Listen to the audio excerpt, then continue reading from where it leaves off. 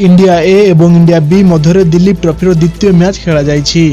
तेबे एही मैच चली समय भारत टीम स्टार बैट्समैन मुंडरे बॉल बाजी मृत्यु होइथवा खबर एबे भाइराल हेबारे लागिछि।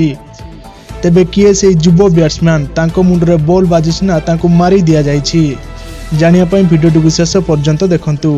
यह पूर्व चैनल नुआ होइथिले चैनल को सब्सक्राइब कर दियंतु।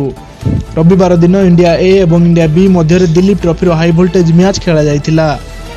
एही मैच रे India A team star batsman Ruturaj Gaikwad प्रथमे टॉस जीति बैटिंग करिया पई निष्पत्ति नैथिले। जवाब रे इंडिया ए टीम 48 ओवर समस्त विकेट हराई 206 रन करने को सक्षम होइथिला।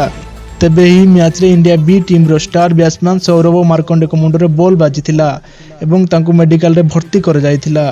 तेबे सोशल मीडिया रे सौरभ मार्कंडे को मुंडरे बॉल बाजी मृत्युवरण करथिवा खबर भाइराल हेबारे लागिछि। जो खबर को मिथ्या बोली कहछंती इंडिया बी टीम रो कैप्टेन श्रेयस अय्यर।